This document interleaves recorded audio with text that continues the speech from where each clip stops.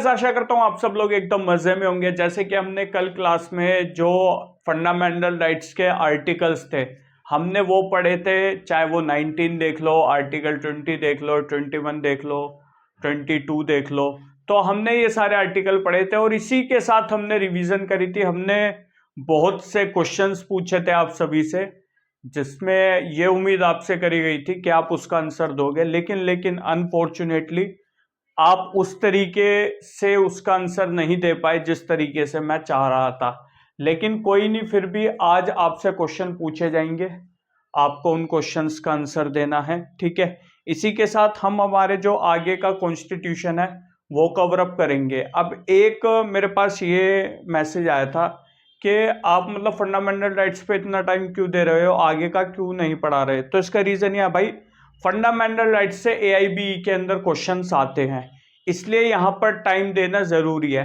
अब जिस पार्ट से क्वेश्चन कम आ रहे हैं, प्रीवियस ईयर के क्वेश्चन पेपर देख लो या जो डिमांड है ऑल इंडिया बार एग्जामिनेशन की, उस पार्ट पे ज्यादा टाइम देना अच्छा नहीं है। क्यों? अगर आप हर एक को इक्वली टाइम देते रहोगे तो आपके पास टाइम नहीं बचेगा और रिवीजन आपकी होगी नहीं। इसलिए जहां से क्वेश्चंस, क्योंकि हम एजम्पशंस ही लगा सकते हैं, तो जहां से क्वेश्चंस आने की ज्यादा उम्मीदें हैं हमें वहां पर टाइम देना पड़ेगा। इसलिए आर्टिकल 19 को हमने सबसे ज्यादा टाइम दिया, 20 को टाइम दिया, ठीक है। आपका 21 को हमने टाइम दिया, क्योंकि यहां से क्वेश्चंस आ जाते हैं जजमेंट के रेफरेंस में। तो एटलीस्ट आपको इतना नॉलेज हो जाएगी कि हाँ यार चलो, ये अगर जजमेंट इसकी बात कर रहा, मान लीजिए आपको नहीं पता है जजमेंट किस चीज का, लेकिन कुछ लाइन पढ़ के आपको इतना आइडिया लग जाएगा कि यार ये वाली जजमेंट तो उस आर्टिकल से कनेक्ट कर रही है, तो उस आर्टिकल में होगी, तो आपको इतना वहां पर हेल्प मिल जाएगी। इसलिए हम फंडामेंटल राइट्स पर थोड़ा टाइम ज्यादा दे रहे हैं, जो रीजन है मेन। अब आइए फटाफट से आगे के जितने सेक्शंस है, कितने सेक्शन ओ आर्टिकल्स तक कवर कर लिया था हमने। सबसे पहले आर्टिकल 32 ही पढ़ देता हूं मैं आपके लिए, ठीक है। Remedies for enforcement of rights conferred by this part. देखो भाई, सिंपल सा ये कह रहा है रेमेडीज कि किस चीज के लिए, जो राइट्स हैं इस आर्ट इन थर्ड पार्ट में, दिस पार्ट में, मतलब ये जो हम पार्ट पढ़ रहे हैं, कौन सा पार्ट है मैडम ये? पार्ट वन में फंडामेंटल राइट्स, चलो बढ़िया, 3 में फंडामेंटल राइट्स है, ठीक है। अब ये बात कर रहा है remedies for enforcement of rights conferred by this part. The right to move the Supreme Court by appropriate proceeding for the enforcement of right conferred by this part is guaranteed, ठीक है। कहीं ना कहीं ये किस चीज की गारंटी दे रहा है? ये कह रहा है भैया आप डायरेक्ट सुप्रीम कोर्ट जाइए, ठीक है, एप्रोप्रिएट प्रोसीडिंग्स के लिए, ठीक है। The right to move supreme court by appropriate proceeding, appropriate proceeding द्वारा आप सुप्रीम कोर्ट जाइए, किस चीज के लिए? For the enforcement of right, अपने राइट्स का इन्फोर्समेंट कराने के लिए, अपने जो आपके मौलिक अधिकार है उनको लागू करवाने के लिए। By this part is guaranteed. अब आ जाइए क्लोज 2 पर। क्लोज 2 क्या कहता है? This supreme court shall have power to issue direction और ऑर्डर। सुप्रीम कोर्ट को पावर है डायरेक्शन इशू करने की और ऑर्डर इशू करने की, और रिट्स, इंक्लूडिंग रिट्स में क्या क्या है? Writs in nature of habeas corpus, mandamus, prohibition, quo warranto, और क्या क्या बोला आपने? और सर्जरी, ठीक है। Whichever may be appropriate for the enforcement of any of the rights conferred by this part. बताओ मनीषा मैडम, कितनी रिट्स है हमारी?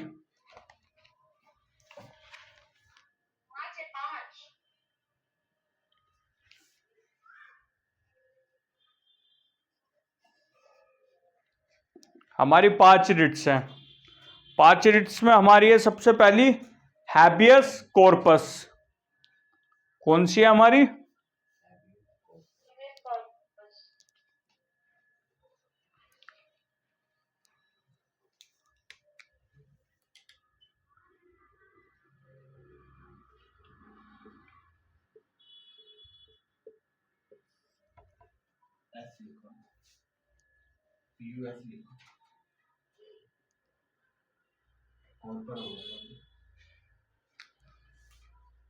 यार आ गया कॉर्पस।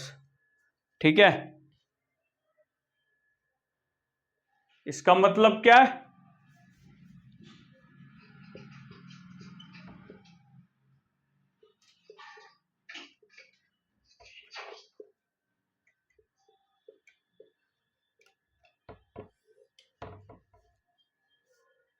इसका रिट का मतलब क्या है?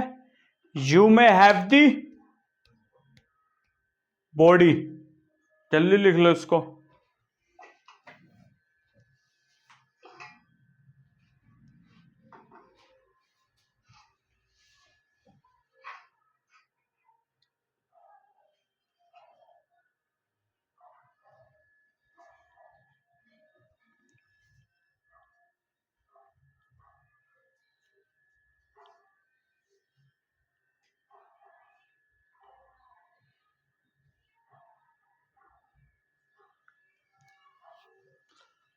अब देखिए, इसमें एक एग्जांपल मैं देता हूं आपको समझाने के लिए। जैसे कि आपने पढ़ा है, यहां से ये लिख लो पहले फटाफट से।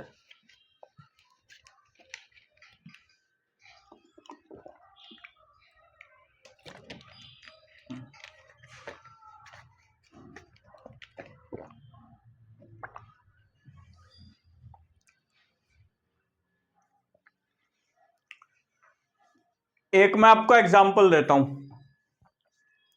ए पर्सन को बी पर्सन ने डिटेन्ड कर लिया है। ए पर्सन ने बी पर्सन को डिटेन्ड कर लिया है। अब जो वो डिटेंशन है वो लॉफुल है या अनलॉफुल है ये तो पता नहीं है अभी। ठीक है, वो लॉफुल है या अनलॉफुल है ये नहीं पता। अगर उस पर्सन को लॉफुली डिटेन्ड कराए तो ठीक है, अगर अनलॉफुली डिटेन्ड कराए, ठीक है, तो आपका फंडामेंटल राइट क्या हो रहा है? ब्रीच हो रहा है। कौन सा फंडामेंटल राइट हो सकता है ये? आर्टिकल 19 के अंदर, जो राइट टू फ्रीडम की बात करता है।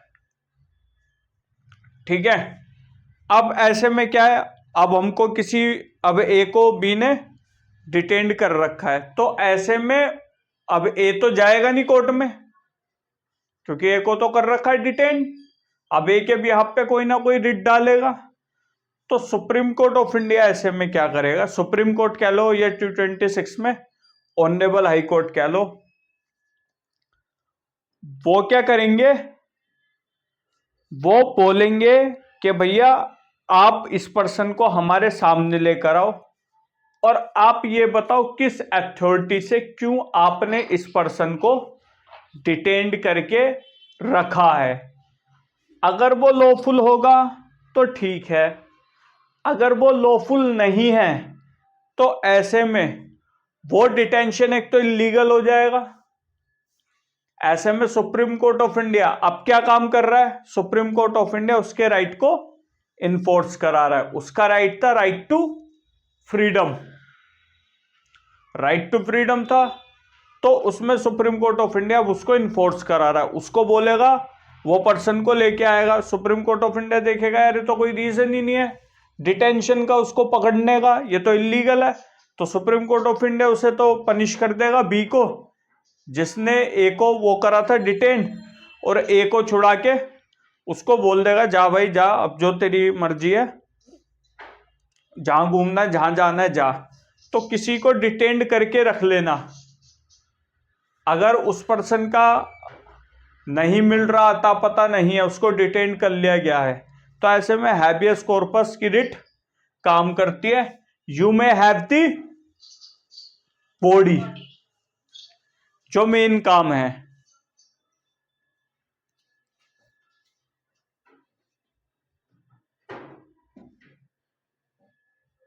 ठीक है, अनलॉफुल डिटेंशन से उस पर्सन को रिलीज करवाना। अब देखो इसमें क्या होता है, अब आप ये भी सोच सकते हो यार ऐसे तो पर्सन को अरेस्ट करा जाता है, जेल में ले जाया जाता है, वो भी तो एक तरीके का डिटेंशन है। पर्सन को अरेस्ट करके जेल में डाल दिया जाता है, वो है कैसा डिटेंशन?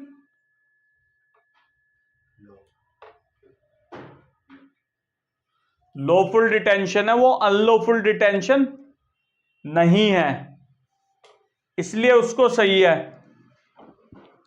पर इसमें भी एक कंडीशन है, आपने पढ़ा होगा 24 आवर्स में किसी पर्सन को अगर पुलिस अरेस्ट कर रही है तो उसको मजिस्ट्रेट के सामने पेश करना पड़ता है, ये हमने पढ़ा भी था। ठीक है, 24 आवर्स में। अब मान लीजिए 24 घंटे में पेश नहीं करा, तो जो 24 घंटे के बाद जो उसको आपने रख रखा है कस्टडी में, वो आ जाएगा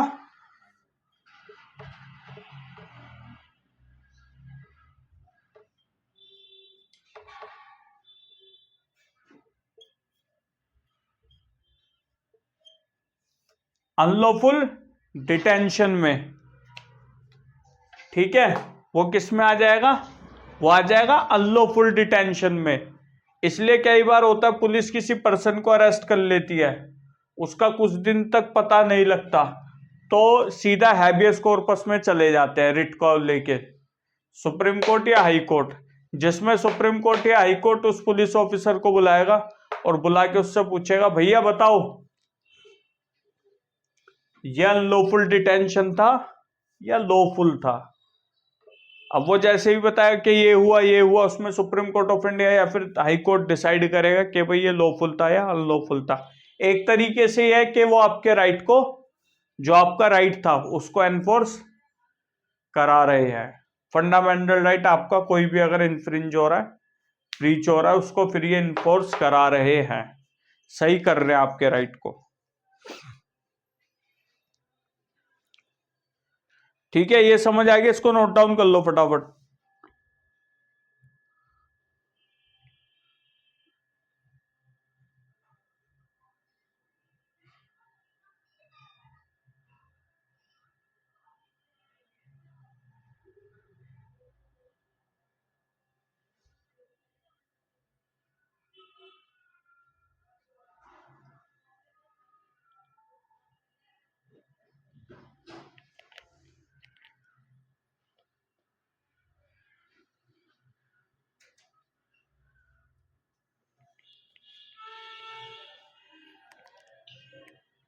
ये हो गया नोट डाउन।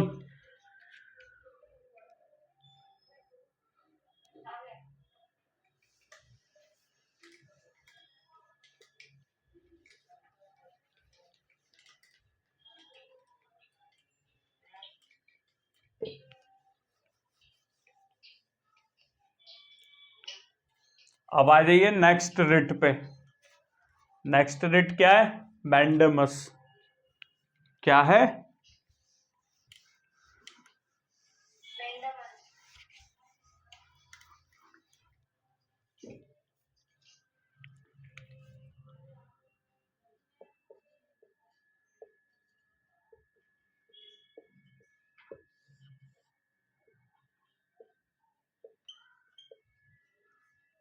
मैंड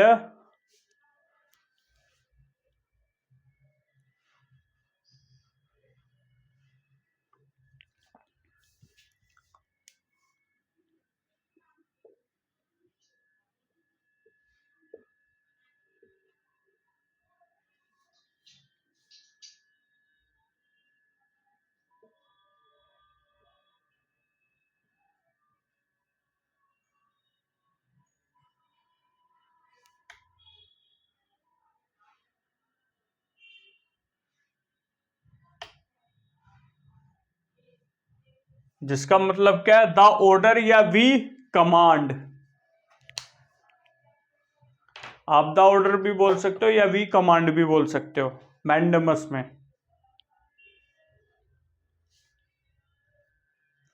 अब इसका मैं एग्जांपल देता हूं। मान लीजिए आप किसी ऑफिस गए हो, ठीक है, आपको वहां पर आपका काम करवाना है, लेकिन वो पर्सन आपका काम नहीं कर रहे हैं, ठीक है, उस चीज के अकॉर्डिंग नहीं कर रहे हैं जिस चीज के अकॉर्डिंग उनको करना चाहिए।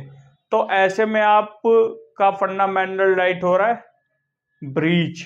तो ऐसे में आप सुप्रीम कोर्ट और हाई कोर्ट जाकर ये वाली रिट ले सकते हो, जिसमें बोलेंगे वो वी कमांड, यानी कि द ऑर्डर, यानी कि हम बोल रहे हैं आपको काम करना पड़ेगा, जो आपका काम है, जो आपकी लीगल ड्यूटीज है वो आपको करनी पड़ेगी। अगर वो नहीं कर रहे तो इस रिट के द्वारा आपको उनसे ये वाले काम करवाने पड़ेंगे, चाहे उनको जबरदस्ती करने पड़े पर उनको ये काम करने पड़ेंगे। ये मैंडेटरी हैं, कुछ जो लीगल ड्यूटीज है वो उनको करनी पड़ेगी, चाहे वो इनके इंफीरियर कोर्ट्स हो गए। मान लीजिए कोई कोर्ट सही काम नहीं कर रहा, ठीक है, या काम करने से ही मना कर रहा, मान लीजिए काम करने से मना कर दिया, लीगल ड्यूटी है वो नहीं फॉलो कर रहा, तो आप सीधा मैंडेमस की रिट में जाके वहां से इनको ऑर्डर करवा सकते हो कि भैया आप काम करो।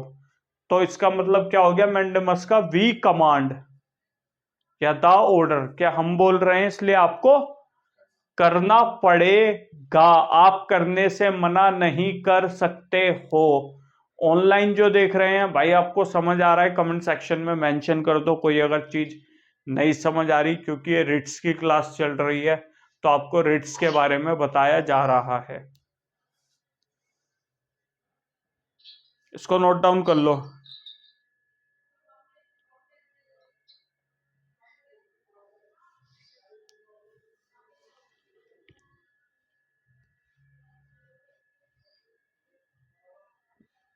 ठीक है, इसमें ये होगा कोई ऑफिस जो गवर्नमेंट ऑफिस है वो अपनी पब्लिक ड्यूटी नहीं कर रहा, तो जो सुप्रीम कोर्ट ऑफ इंडिया या हाई कोर्ट 226 में वो बोलेगा उस पब्लिक ऑफिस को कि भैया ये जो आपको जिस पर्टिकुलर वे में आपको काम करना है उसी पर्टिकुलर में आपको करना पड़ेगा, आप काम करने से मना नहीं कर सकते हो, इसलिए हम आपको कमांड कर रहे हैं कि ये काम करो, अपनी लीगल ड्यूटीज फॉलो करो।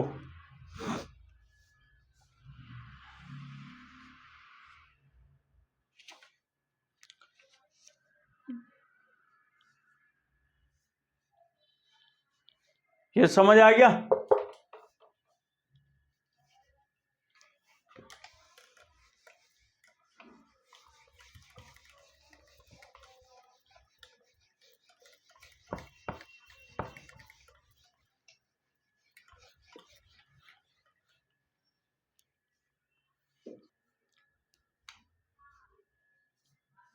को वारंटो, इसका मतलब है क्या? इसका मतलब है, इसका मतलब है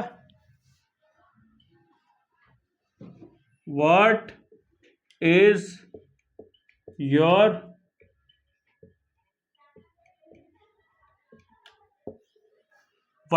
अथॉरिटी।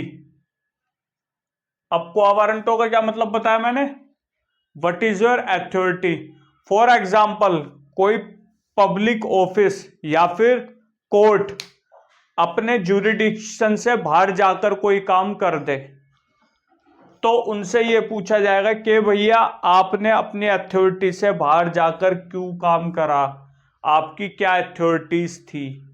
एक तरीके से सुपीरियर कोर्ट्स का इनफीरियर कोर्ट्स पर एक तरह का कंट्रोल भी कहा जा सकता है कि ये चेक करना कि भाई अपने लिमिटेशंस से अपनी लिमिट्स को क्रॉस करके तो नहीं जा रहे, अगर जाएंगे तो उनसे पूछा जाएगा कि भाई क्यों था क्या नहीं था। तो व्हाट इज योर अथॉरिटी, ऐसी क्या जरूरत आन पड़ी कि आप चले गए। सही है, तो अगर आपका कोई काम है, मान लीजिए पब्लिक ऑफिस में आप गए हैं, वो पर्सन उस काम को करने के लिए एलिजिबल था ही नहीं, उस पर्सन ने ये काम करा है, तो आप सीधा रिट में जाके कोर्ट से ये कोर्ट उसको बुलाएगा और उससे पूछेगा कि भैया एक्सप्लेन करो व्हाट इज योर अथॉरिटी। क्योंकि जाहिर सी बात है, जो उस बंदे को जो काम दिया गया है, जो काम वी कमांड में है, ठीक है, मैंडेमस में, यानी कि जनरल उसमें समझे जिसको जो काम दिया वही काम करना चाहिए, कुछ जिसका जहां तक लिमिटेशन ज्यूरिडिक्शन बना रखा है वहीं तक ही, अगर वो उससे बाहर चला जाता है तो आपके लिए कहीं ना कहीं वो चीज गलत हो जाएगी। तो किसी ना किसी का फंडामेंटल राइट वहां हो रहा है ब्रीच। तो जब फंडामेंटल राइट उसका ब्रीच हो रहा है तो ऐसे में कोर्ट भी तो उससे फिर वो अप्रोच करेगा कोर्ट को, और जब कोर्ट को अप्रोच करेगा तो कोर्ट उससे पूछेगा। ये वाली चीज आ गई समझ?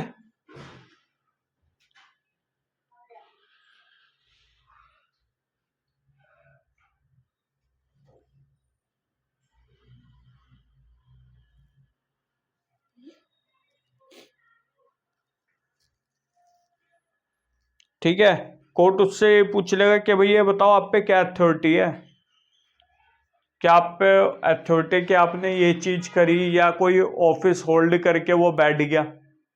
ठीक है, वो पर्सन वो था ही नहीं जो वो करके बैठ गया, कोई ऑफिस होल्ड करके बैठ गया, तो कोर्ट उससे पूछेगा कि भाई बताओ तो किस अथॉरिटी से आपने कोई काम करा है, या आप लिमिट अपने ज्यूरिडिक्शन से बाहर जाके आपने काम कर दिया, उतना आपका था ही नहीं रोल, तो वो उसमें क्वा वारंटो में आएगा। ठीक है,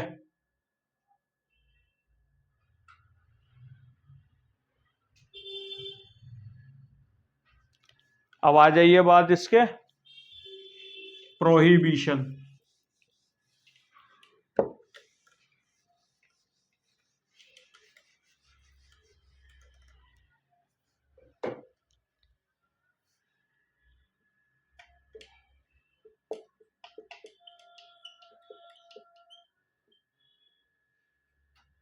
ठीक है, क्या है ये प्रोहिबिशन?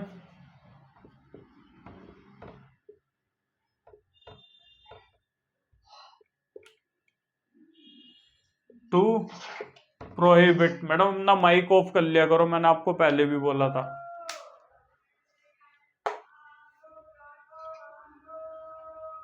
To prohibit. ठीक है, ये जो एक तरीके से देखा जाए ये इंफीरियर कोर्ट्स के लिए, इंफीरियर कोर्ट्स मतलब जो court supreme court high court से नीचे जो कोर्ट्स आ जाते हैं। ठीक है, सुप्रीम कोर्ट से नीचे हाई कोर्ट्स, और बाकी कोर्ट्स हाई कोर्ट से नीचे जो बाकी डिस्ट्रिक्ट कोर्ट्स आते हैं, ये सारे वो हैं। तो प्रोहिबिशन जो आता है ना, तो ये अगर वो नेचुरल जस्टिस को फॉलो नहीं कर रहे हैं, ठीक है, अगर वो नेचुरल जस्टिस को फॉलो नहीं कर रहे हैं या अपने ज्यूरिडिक्शन से बाहर जाकर काम कर रहे हैं, तो कोर्ट ऐसे में उनको इस रिट के द्वारा रोक देगा, टू प्रोहिबिट। ठीक है, कोर्ट ऐसे में उनको इस रिट के द्वारा रोक देगा।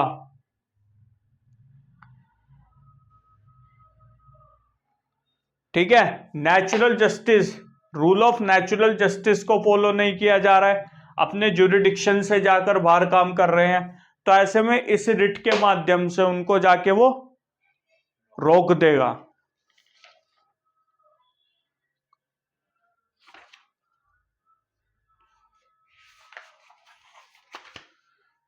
ये वाला समझ आ गया?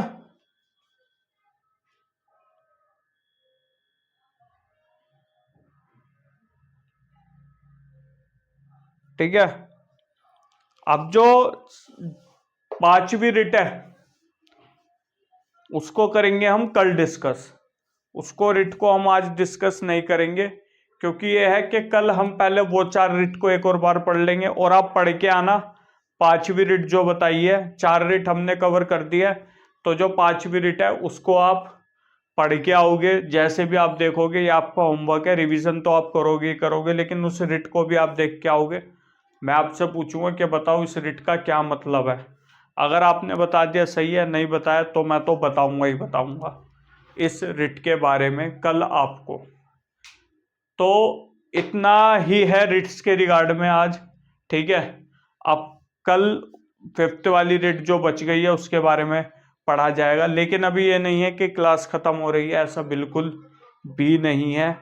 अब आपसे मैं कुछ क्वेश्चंस पूछूंगा जिससे मुझे क्लियर हो जाएगा कि आपको जो पढ़ रहे हो वो आपको समझ भी आ रहा है या समझ नहीं आ रहा है। तो तैयार रहना, मैं क्वेश्चंस आप लोगों से पूछने वाला हूँ।